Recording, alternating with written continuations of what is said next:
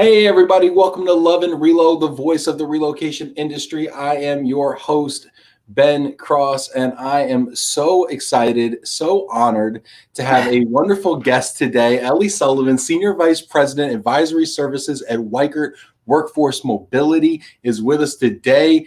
Ellie, how are you doing? I'm doing wonderful, but I bet you say that to all your guests. I kind of do, but I kind of mean it because we don't compromise. We're always bringing amazing people. I mean, Senior Vice President of Advisory Services, I mean, you give advice for a living. You must be like so brilliant.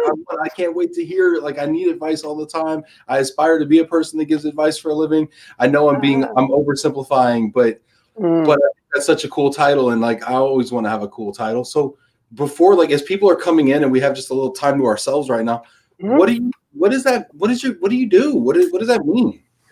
Well, it really isn't about giving advice. It's more about being a really active listener and asking the right questions to help a company or a client make up their own mind about what really works best for them.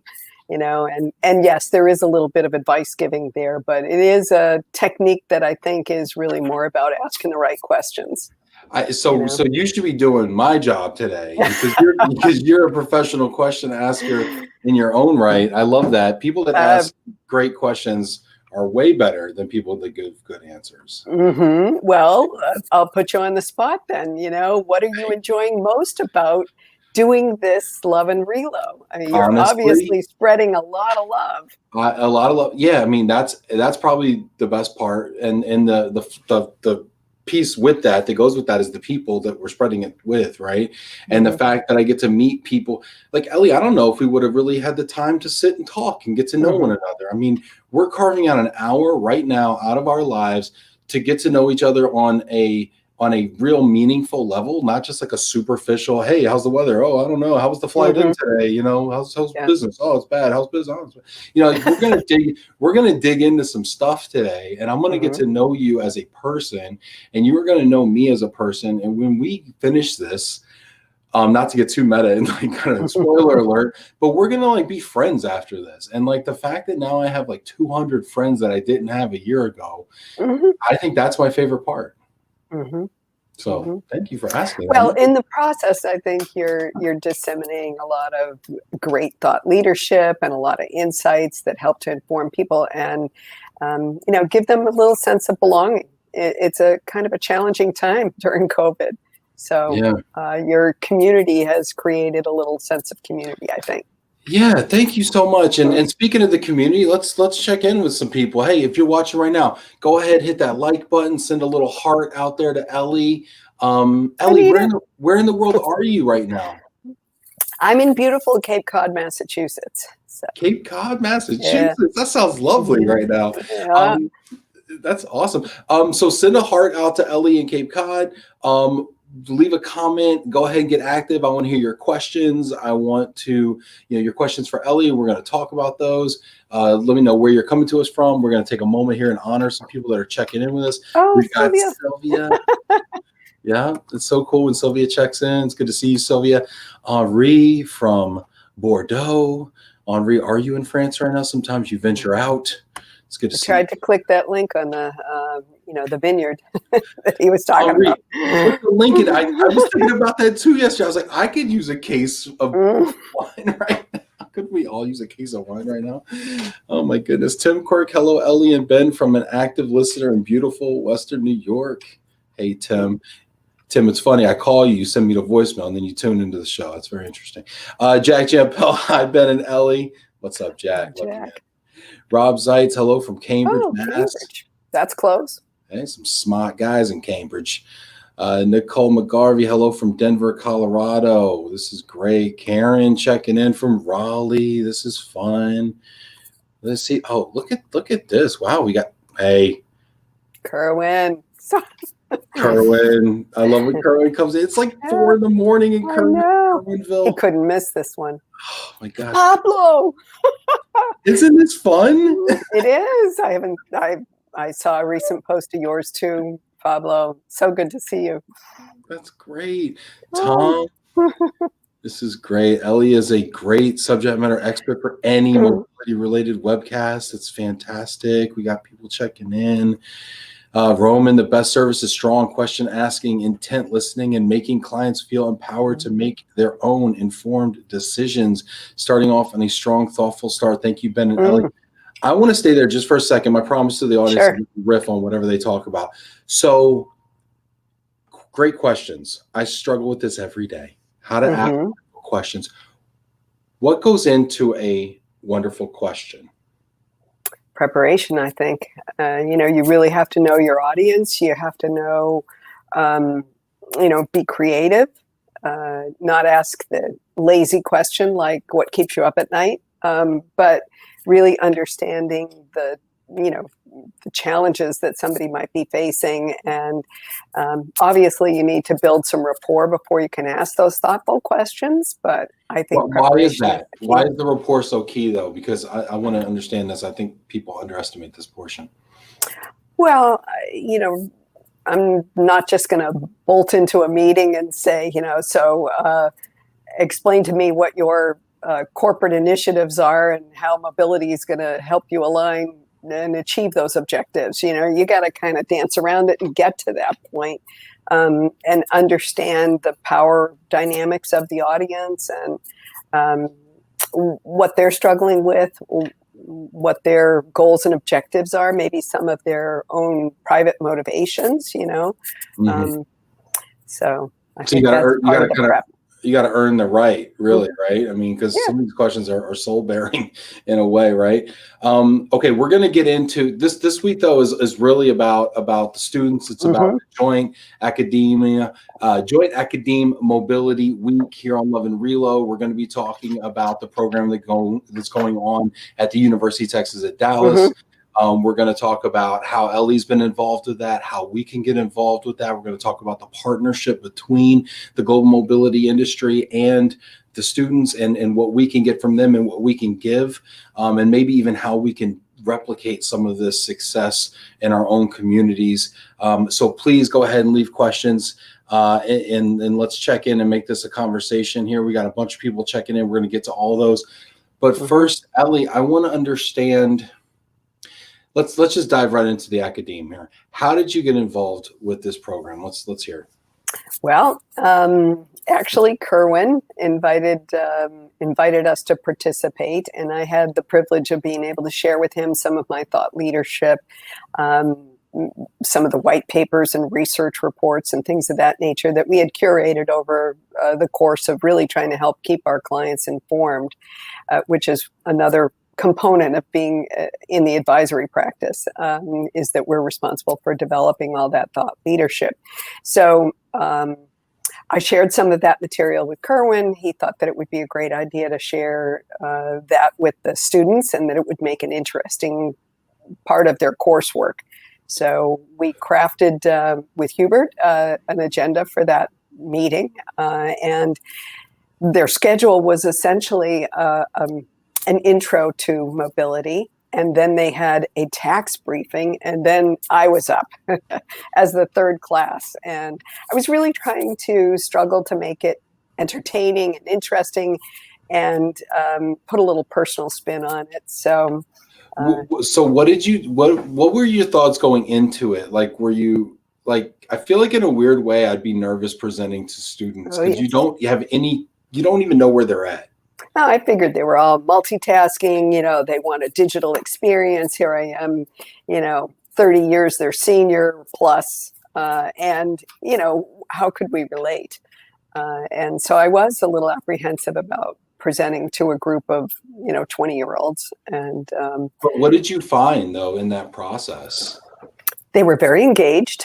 They asked great questions, and I think they were just had a real appreciation for the folks that they were bringing in to speak to them. You know what I mean? Like, what a gift that is. Right. And I thought maybe they wouldn't appreciate that gift, that it would just be, I took this as an elective, or I wasn't really interested in this topic. This is a requisite course right here. Yeah. I'm just, checking the box, Yeah. So, but I think they did enjoy it. What do you think? What do you think? And let's hear before I get into it. Mm. What was the topic that you discussed? I'm curious. So a little bit about the rebound, relocation rebound, and how organizations were struggling to mobilize their talent again. What was going into some of that thought process? What were some of the challenges and obstacles? Kind of the risk reward. What new types of mobility were evolving as a result of the pandemic, and how the industry was going to have to respond and innovate around solutions to capitalize on the shifting needs of the marketplace. We also shared with them a case study for a client organization that was really struggling with compliance issues. So that was kind of an interesting angle.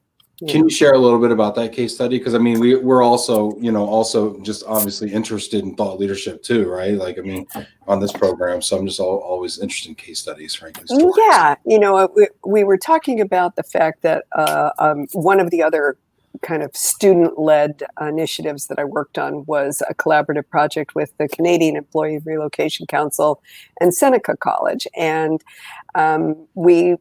they partnered with mobility professionals and their students to create a compliance framework.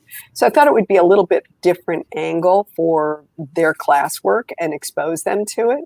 If I were a student in that class, I'd be looking at how these guest lecturers might be able to help me land a job at some point or prepare for the workforce. Yeah, practical information, right? Like, okay, well, help me get a job. Exactly. Our research suggests that not a lot of organizations really have a great handle on tracking the whereabouts of employees, and that can cascade into compliance issues, tax, legal, labor law, compliance issues. So we used that case study of a client that was struggling with that and how we developed a solution for them. We brought stakeholders in from all over the world. They were an oil and gas company, so I thought it was a little appropriate for their region, heavy oil and gas industry. And we helped to curate a solution for them that was both very practical, a technical solution around being able to report on the whereabouts of where transferees were all over the world, and how that related to improving their compliance and minimizing their tax risks. That's really interesting. That seems to be like kind of such a hot topic right now with business travelers and the tax implications, and it's getting hotter now as we're working from home and people are delocating voluntarily and doing all the stuff that we do. Nobody's watching, right? And it was funny because Lee Gonzalez was on yesterday from Toyota, who's also involved in the program, and he was talking about it from a tax standpoint, and it was really interesting. And he was saying that they use the expense reports to find out where people are. But it seemed kind of manual, and it sounded like you kind of had a technical solution. Could you give us kind of an idea around what that might be? Well, sure. It's I don't want to be the ad here. Weichert Global Go ahead. It basically allows the employee to designate through their phone and a mobile app where they're working, and as a result, you can better monitor their whereabouts and be able to preemptively approve travel, things of that nature, so that they can avoid triggering various tax and legal compliance issues, basically. So it was as much a solution around educating the stakeholders in their business as it was empowering them with a technical solution, and then a way to actually get payroll to those employees in the right and compliant way. And I would say the other element that I was trying to help the students be aware of was that being more knowledgeable about some of the compliance risks would actually help them differentiate themselves in the marketplace when they graduate. You know? Oh, certainly, right? I mean, if they're aware of what's going on in in the role on a kind of almost like a macro or global level, I mean, Mhm. instead of just saying, so who do I report to and where do I sit? You know what I mean? These are the types of tactical questions most You people mean the probably walk questions in. I asked Yeah, on my yeah, first day? Yeah. exactly, Yeah. exactly. Mm, Um, mm, um, but no, I love talking. I love what you mentioned mm, before about giving them practical tools and skills and knowledge that will help them land a job. And I want to ask our audience who's watching right now. Okay, so this one's for you. So straighten up, get out of that email you were writing real quick. Okay, and get in the mhm. comments. All right, let's be honest. Let's be honest. The Gen Zs aren't the only ones that multitask around here, Yeah. right? But go ahead and put in the comments, what is one thing that you would tell or talk to students studying global mobility? What would you talk to them about? What would be your topic? I think what Ellie's talking about is fantastic. I'd love to see in the comments what your topic would be if you had the opportunity to talk to students. And I will recommend my favorite one to Hubert. Uh, um, my other advice would yeah. be that it is really about experiential learning. So the importance of being able to experience a destination or a new country or a new work environment is something you can't learn virtually, and that as much as the compliance is maybe you know a requirement and something that would differentiate them in the marketplace. We started the class with a poll of whether or not these students would be willing to relocate. And we asked them, assuming that you could repatriate to your home country, would you be willing to relocate? And if the answer choices were yes, maybe if blank, maybe if I had a great job, maybe if I had a great salary, maybe if it was to a country I really wanted to travel to, maybe if fill in the blank, and then no. And the results were 43% unconditionally said, yes, I'll go tomorrow. No ifs, no No if ifs, blank, ands, or buts. just Yep, just I'll go tomorrow. Very strong appetite to relocate and experience what it's like to live in another country, or experience what it's like to learn on the job in a different region. and 34% said it depended on a variety of different elements, and we got a little bit of feedback about what some of those things were. And then only 23% said maybe not now. so 3/4 of students said yes, I would Mm. relocate. I would go on assignment. And that very much validates a lot of what we're hearing from some of the corporate roundtables that we're doing with client organizations. There's a very strong pent-up demand among employees, especially millennials, that really want to get back to work, get back to experiencing learning on the job. I want to unpack these insights a little Mm. bit, because I think this is really fascinating as someone who's also wants to go and travel abroad Mm-hmm. more often for work. Yeah. Selfishly, please tell me more. No, but I mean, do you think that that's a growing trend, or do you think that's a trend that's always been there with this That age? young people would be anxious to travel abroad. Yeah. I I think it's been there, and it's been very strong. Again, another partnership research effort that we worked on with the Canadian Employee Relocation Council was a study that Ipsos, they're kind of the Gallup equivalent. I don't know if you've heard of Ipsos before, but essentially they did a global study of thousands of people and were able to document that young people definitely have an appetite to travel and to work abroad.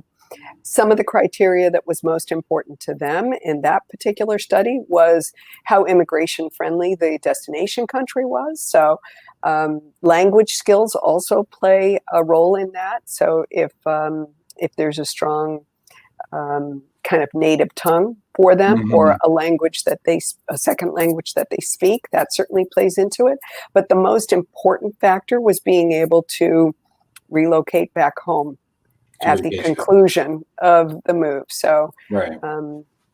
I think Yeah. there's always been a strong appetite, and if client organizations can tap into that desire, they've got a strong, nimble workforce ahead of them. Well, that was going to be my next question, actually. And before I do that, real quick, if you haven't already, get active in the comments. Go ahead and leave your thoughts, and we will talk to those as well. Go ahead and hit that like button. Send a heart out to Cape Cod up there, okay, to Ellie. But I wanted to ask you now the converse of that question. Is the appetite for global assignments increasing or decreasing with the corporations? Well, I think the Especially for that appetite. age bracket. And I want to focus on these kids coming out of college, these Yeah. early 20 somethings. I'd have to respond that it is really industry specific. Mm. So you see strong R&D, bless you, strong companies with a strong R&D requirement, a workforce that might be aging and facing strong retirement trends. They are very anxious to continue to cultivate the young talent in their organizations. I'm working with one global organization, well-known, several 100,000 employees worldwide. They have looked at their talent pipeline and are focused very much so on cultivating their millennial talent. 50% of their entire workforce is now millennial. And they are recognizing that they have to cultivate some of that talent for succession planning. I gotta ask you, when 50% of their workforce is millennial, is that by design? Is that just due to the life cycle of their business? Why is that, do you think? It's a good question. I think it's just the nature of their industry. They're, a massive manufacturer, global manufacturer, and they're located all over the world. And it's just the nature of their industry. Sure. We've got some answers coming in here to the question, the audience poll we had up there. Janet, would you show that real quick? Shout out to Janet, super producer Janet. Show the audience poll. Yeah. Let's see here. It said, what is one thing you would talk to the students about? And let's see what we hear. We got Jeff Nadeau says flexibility. So interesting. We see some soft skills that are being talked about. Michael Feely, how impactful the personal growth opportunity is when you relocate. Michael, you're so right. This cannot be understated. I was having a conversation with a person who was 25 years old a few weeks ago about this. I myself have had a phenomenal career, mostly due to the fact that I've relocated many times. Wasn't overseas, but many different states. And it's been fantastic. So you're spot on. Michael, and I'd love to hear your thoughts too, Ellie, about these as well. Yeah, I think that's a great observation and recommendation. At least our poll indicates that most of them want to experience that personal growth opportunity. Yeah. Shout out to Letitia there, who's been involved in working with this class, and Hubert, our fearless academic leader here. Indeed, they loved your session, Ellie. Ben, I'm paying attention to your recommendations. Okay, sounds good. I wield some power. My advice to students would definitely be to take advantage of those opportunities. Raise your hand, get engaged, volunteer, get out of your comfort zone, and you'll benefit from it tremendously. Raise your hand and say yes. My sister's in oil and gas. I talk about my sister all the time. She's in oil and gas. They came to her on a Wednesday and said, "We think we need you in Egypt on Friday. Can you go?" And she went. She's 23 years old, and awesome. She was scared to death, and she did it. And she did it, and I was so proud of her, and I'm just so proud of her. She did it. She's been to China now. I mean, she's doing it, and it's scary, right? But I mean, especially when we talk about the language, right, and all these things, and you talk about culture and things, but she said yes, and she raises her hand. Yep. But again, from her employer's point of view, I hope they were doing things like giving her cultural training, helping her adjust, providing some settling in services. They do have a duty of care to make sure that she's safe during that Yeah. relocation. And I see a lot of, um, kind of rogue organizations that might not be as focused on that. Well, this was a business, this was really business travel for probably about a week, I'd say. They gave her a driver, they put her up in a very nice hotel, Mhm. but there was I mean, no, there was no, I mean, she might have had some Rosetta Stone on the plane, but I mean, that was about all she was getting. It's Yeah. like, here you go, you know. Jack Champel says, as a student, gain as much international educational expertise as possible Mhm. will open up careers in many areas. Yeah, that's like that whole preparation meets opportunity, right? So Mhm. if you're preparing with this acumen, and then they're looking around the room and they're saying, "Hey, who could go?" And then Mhm. you have it already. Mhm. I mean, Yeah. I know that you've been talking a lot about diversity and inclusion, and I think that is another real advantage to organizations, and it's incumbent on us as mobility professionals to promote the value of mobility. That virtual is awesome, but it may not take the place of that experiential learning, and the benefits that the organization that you're going to are.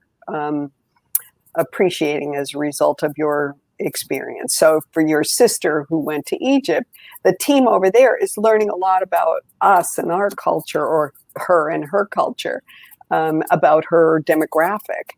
And, there's so much evidence that just suggests that a more diverse group of people are going to accomplish better things. And so embracing that, I'll never forget one of the projects that I worked on a long time ago, was for a medical device manufacturer. And we were doing some voice of the customer research with their employees that had relocated. Would they be willing to relocate again? What did they find useful about their assignment? What would they change? Things of that nature. And the group that there was a group of Chinese students that were here, I think in Cleveland.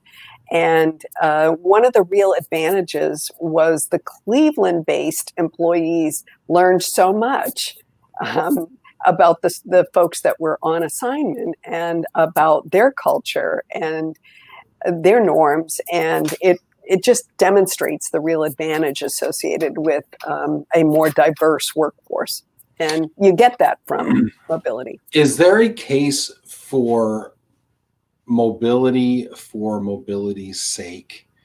You know, I went to school in upstate New York, SUNY Albany, right? And Mhm. I actually looked at the motto on the seal of the school, right? And it was uh, something in Latin, and I'm going to botch it, so I'm not going to say it, but it's knowledge for its own sake and for the sake of teaching, because it Mhm. was founded as a teacher school in 1844. And I was like, and I was always fascinated by like knowledge for its own sake, and Mhm. the thought about mobility for its own sake, and what you're talking about when you're talking about the way different cultures within your organization and different people mix, and the case for diversity for its own sake, and the fact that just having it has its own, there's an intrinsic value to Mhm. it.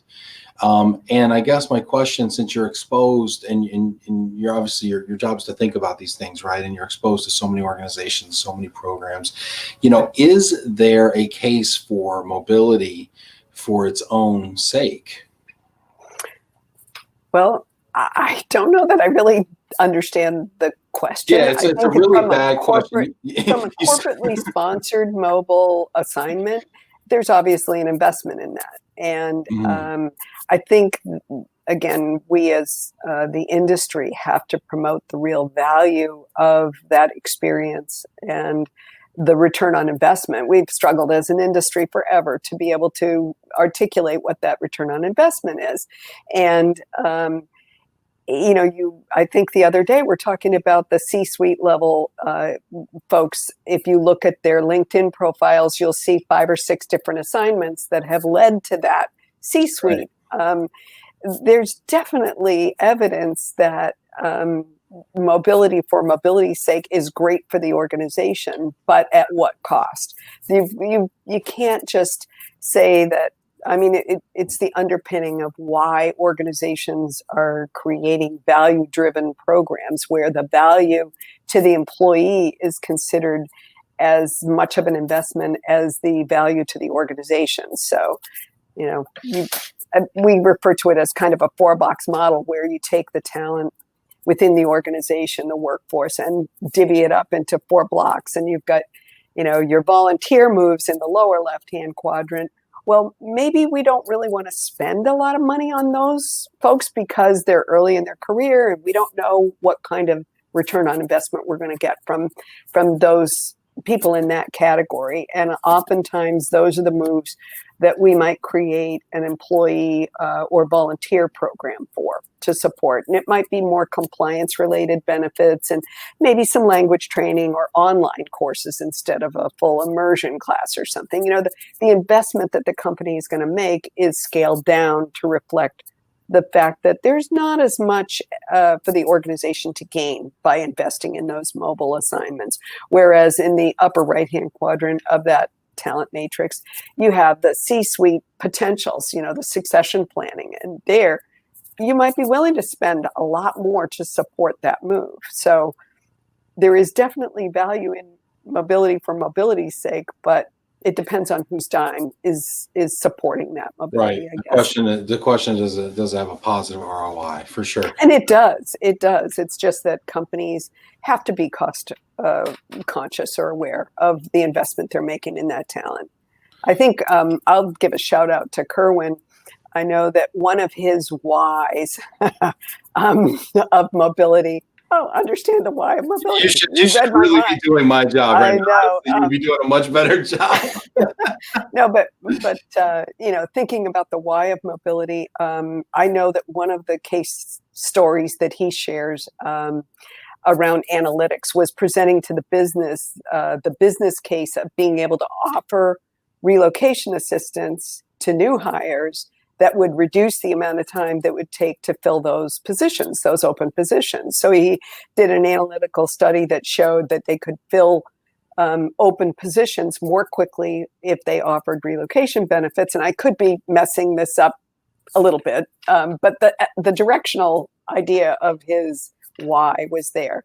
And he proved to the business that there was a real value to them in reducing the amount of time that it took to bring people to fill those open positions. And ultimately, he drew the conclusion that it allowed them to fulfill client contracts faster, and there was a real business value associated with it. Especially with a large consulting firm, right? Where, I mean, you're in the business of selling the time and acumen of your consultants, right? So the faster you get those consultants sourced, the faster you can start billing, right? So, and in those types of relationships, it's pretty obvious, right? What the ROI is, right? Sales roles, it's obvious, right? Right. I think where we struggle is on more of the administrative roles, or more of the kind of nebulous kind of what's the value of the organization. Well, and skills development, it's so difficult to measure for skills and what you've acquired during an assignment.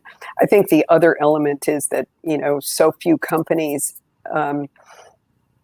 really walk the talk. And by that, I mean, they don't establish a strong goal or objective for the assignment at the beginning of the assignment, or the organization is so dynamic that the person that asked Ben to go on this assignment and said, your job is to acquire these skills and to learn everything you can about the culture in India, and to bring that back and help us establish a new practice in Canada or something. You know, those are the goals of your assignment. And then the person that asked you to go on that assignment is no longer there. It evaporates over time. And it's very difficult to measure, did you really achieve all those wonderful objectives? And that's just a function of how dynamic business is, you know? This is great. We got some phenomenal questions and comments coming in here.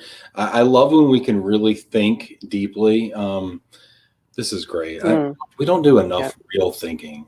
Thank you for indulging me, Ellie, and my quasi ridiculous questions. Hubert says students who travel once, typically in their second year for study abroad, they want to do it again for international internships before graduation. Hubert talked a little bit about the opportunity to do that, and not just going to to Italy, but going to some of the places that you'd really actually go in the business world. My dad's always supporting. I appreciate that. I love that knowledge for its own sake. See, Dad asked me what I learned in college. See, I learned how to translate one sentence of Latin. All right, Dad. Thank you so much for the 4 years. I appreciate it very much. Kerwin comes in and says it's about the labor pyramid. Yeah, Kerwin, if you got a link or anything like that, we'd love more information.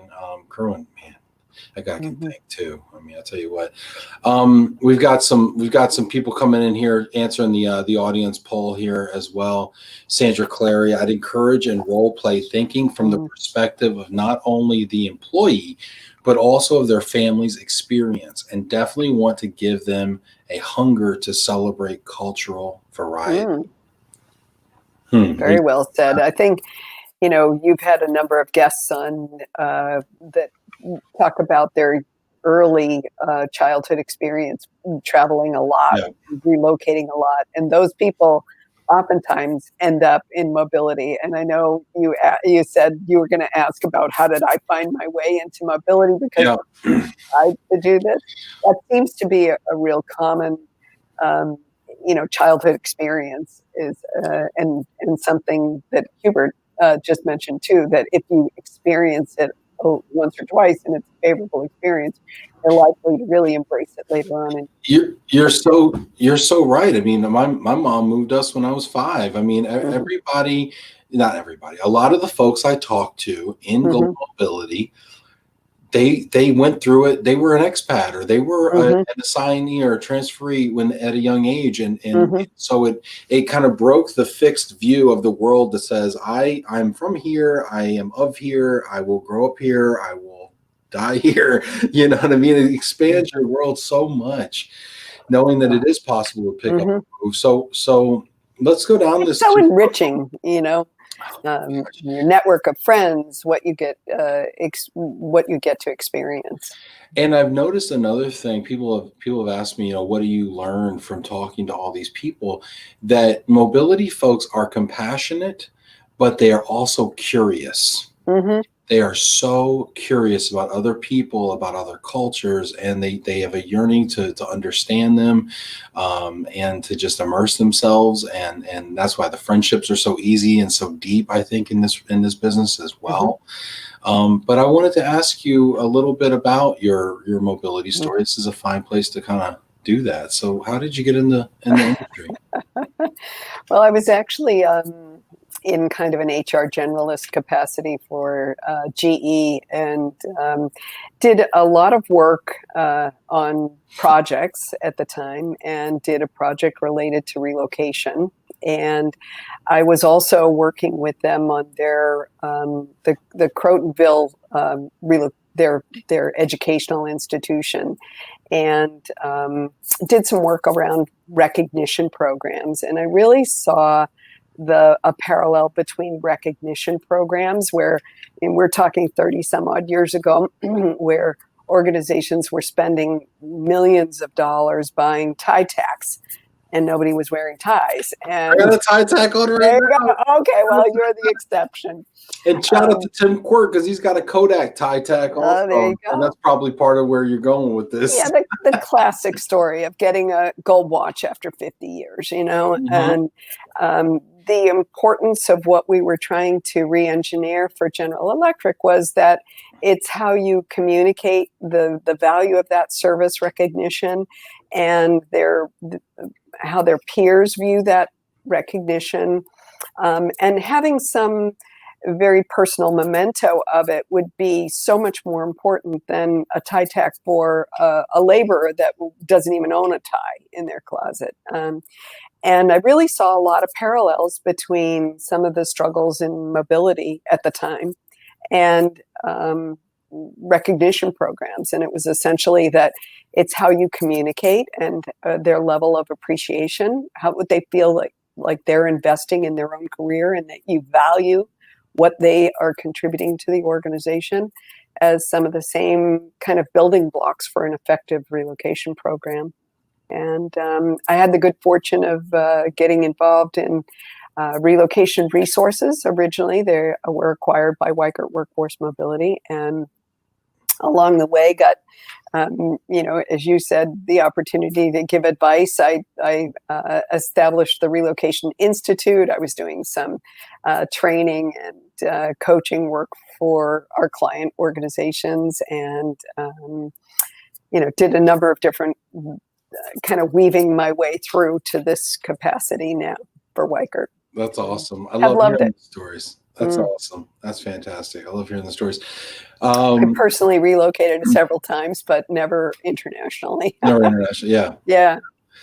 Yeah. Traveled One a lot, day. but One day, maybe I will. We'll see. But mhm. my wife has the same concerns those students have. It sounds like, so we'll have to work on some of that. Mhm. Mena checking in from Dubai. Hey Mena, it's good to see you here.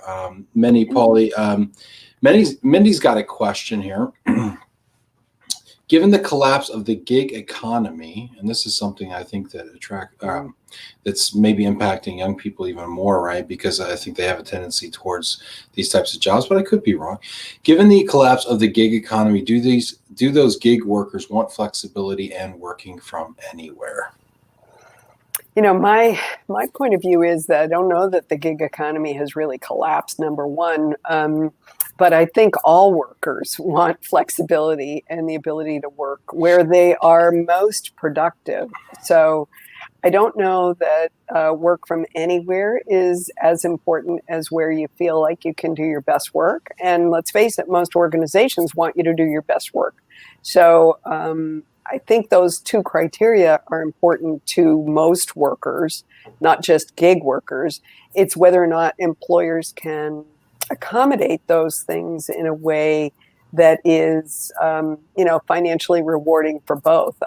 If there is a collapse in the gig economy, I think that it's more related to some of the labor law requirements and some of the things that, for instance, are impacting Uber on the West Coast and other Like gig. AB5, Yeah, sure. yeah. No, So, smart. Mindy, I don't know if that really answered your question, but early on, we spent a lot of time thinking about what the millennials and Gen Zs wanted out of the workplace, and I'm certainly not a Gen Z or a millennial, so I would do all this research and say, I want those same things. I want an opportunity to expand my skill set. I want to continually learn. I want an opportunity to be promoted and to be more engaged and to belong to different groups. And I want the same things that millennials want. So I 100%. don't really think that it's all that unique. 100%. I mean, Category. are we sometimes just talking past each other? I mean, I think I agree with what you're saying. I mean, a lot of the things that are being asked for have always been asked for and always been desired. They maybe the voice wasn't as strong, or maybe it didn't have as much credence, or maybe labor didn't have as much leverage as they do now, right? And our ability to kind of network, right, and find more jobs and have access to more things. And so the market's heated up and allowed for some of these things to actually finally come true, maybe. But yeah, I feel like we have so much more in common than we give ourselves credit for from a generational standpoint. Yep. Do you see that as you're talking to these kids too? I mean, are you seeing commonalities? Are you seeing some of yourself too in these people? I know that a lot of millennials have really been negatively impacted by the pandemic. And, there's a lot of research that suggests they're the ones that, along with people of color and other, minority groups that have been negatively impacted and lost their jobs more than, more senior people that, might be more adaptable to working from home, working remotely. So I do think that some of their mind shift has changed. In fact, one of the things that the students remarked about, I was talking about in the class, I was talking about the importance of having a good employer brand, and that mobility can support that employer brand. And that as students, they should be looking for employers that are really promoting kind of the career development opportunities of mobility that would be afforded to them if they joined their organizations, that having a good, strong employer brand is important in recruiting, and that I think the ESG ratings, the environmental, social, and governance ratings of these organizations will become more important. And it would be a factor that if I were looking for a job as a millennial, I'd be looking at that company from that point of view. You know, where do they sit on that spectrum? I think that's going to become much more important to those millennial workers. And I think when I joined the workforce, it was more like, you know, how much am I going to get paid? Is there, you know, what's the commute? But, you know, I didn't have as lofty aspirations about working for a good employer. Thankfully, I found a great employer, and one that allows me to really be me, and you know, kind of embraces the inclusivity and the opportunity to contribute. My mind's going in so many different directions as you're talking about this, right? It's like, because I mean, we all want a nice salary, right? We all want, you know, a nice commute. Maybe the order of these priorities has been shifted a little bit, or maybe there's just more information than there was then, right? I mean, the ESG score wasn't readily available. They were either on the front page for dumping chemicals into the Hudson River, or they weren't. Kodak, you know what I mean? You know what I mean? Or they weren't, right? It's like, so you didn't know any of these things. You didn't have this information, right? And so there's so much more information now. So I think it's natural for people to, you know, for employees to be taking these things into consideration. I guess I want to talk more about industry and how we market ourselves to this type of talent that's coming out of school right now. These international business students, these global HR students, is the folks that Hubert has in his class and are in so many classes across the country. You know, how can we as a global mobility industry, right? There's a lot of service providers here. There's also a lot of HR and mobility practitioners here. How do we market ourselves and our companies to these types of students, these high potential students?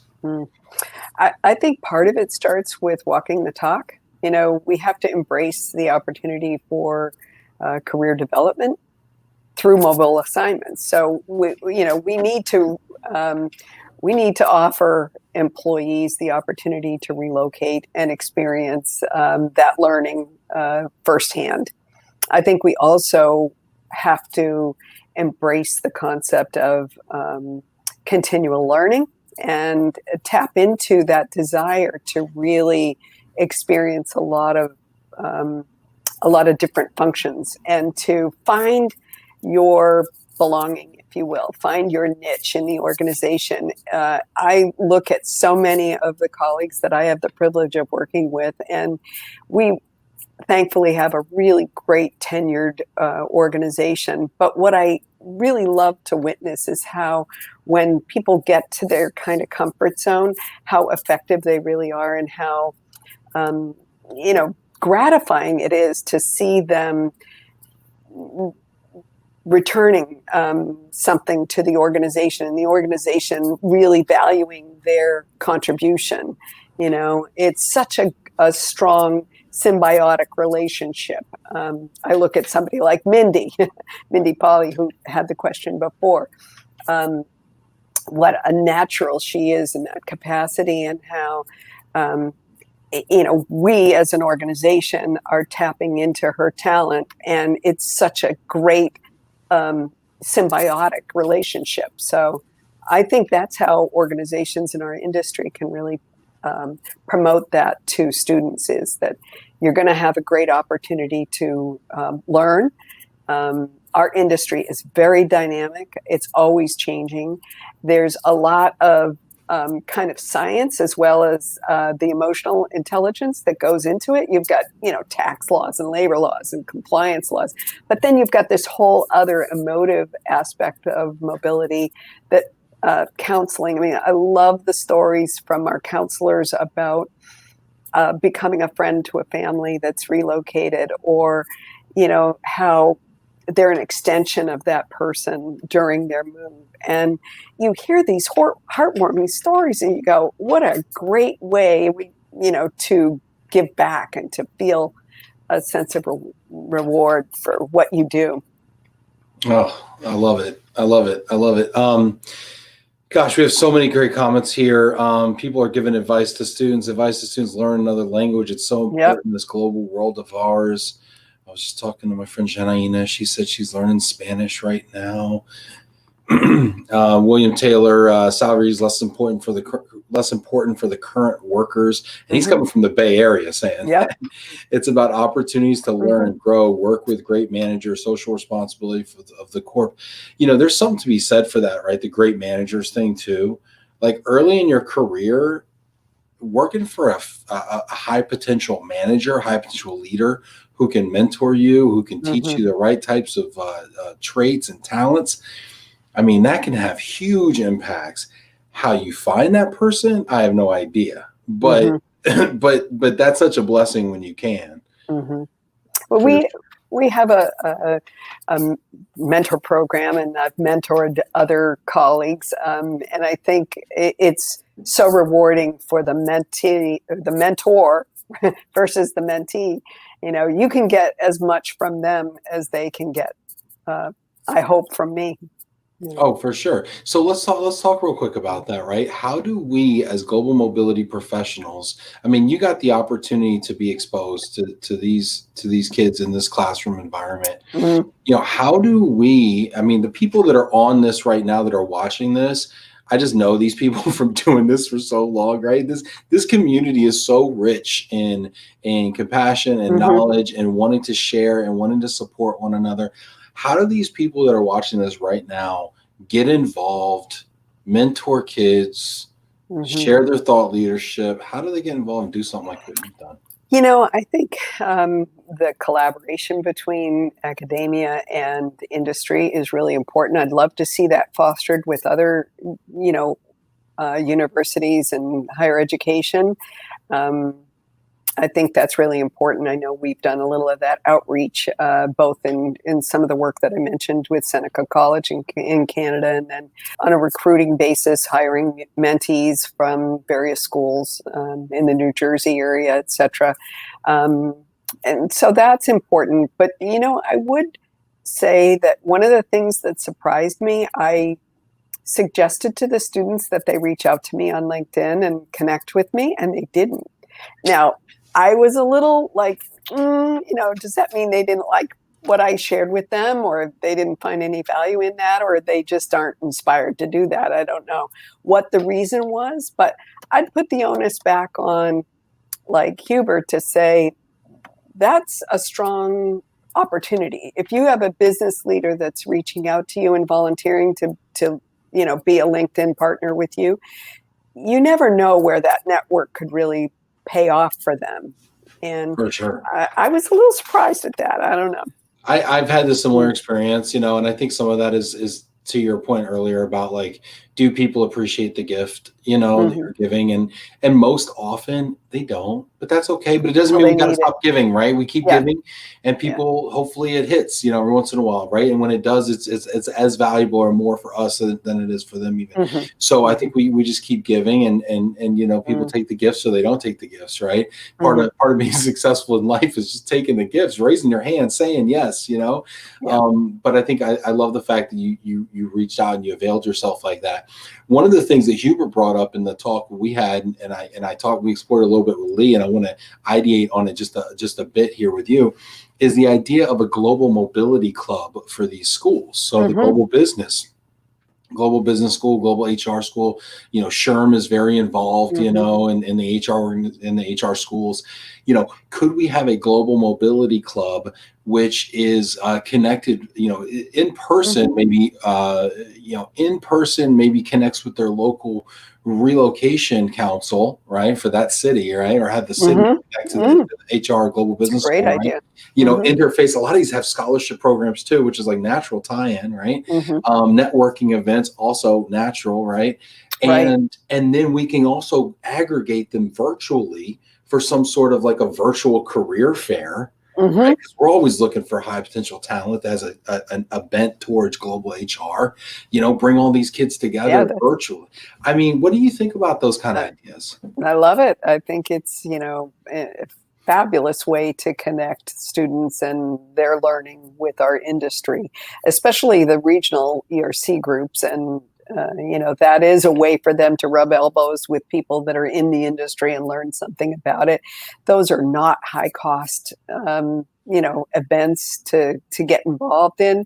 So they could certainly audit and, just find a mentor, do a little, pairing of a mentor and a couple of students or something. The boards of a lot of those regional ERC groups are very, willing to contribute and partner on that kind of thing. And gee, just a lunch or coffee.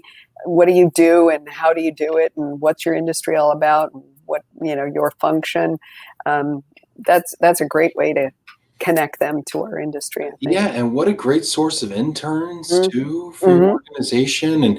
And hey, don't we all need a little help in the summertime? I mean, hello, right? Hello.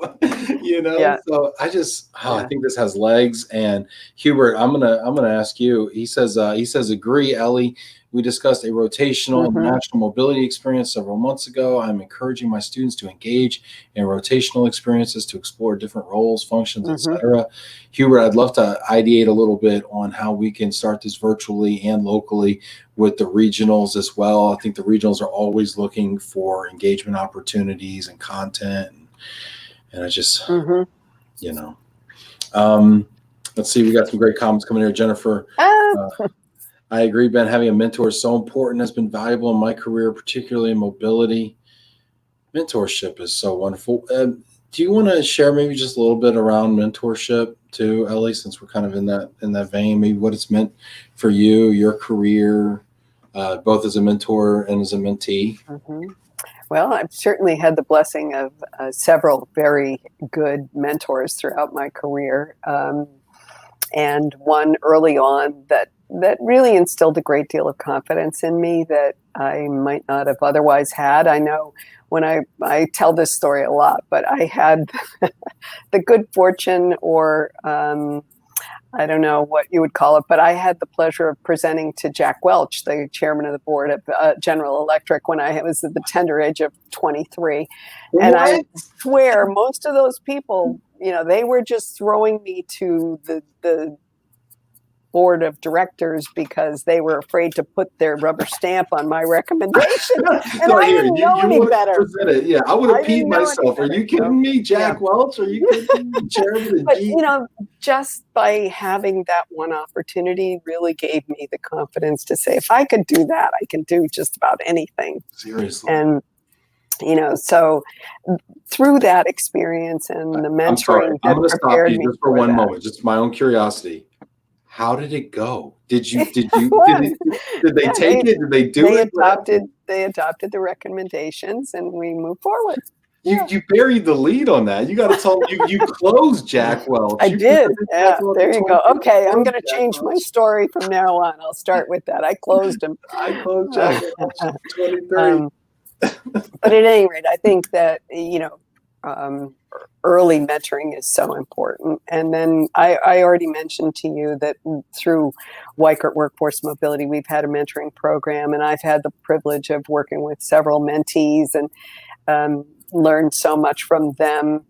Um, and I hope they learn something from me.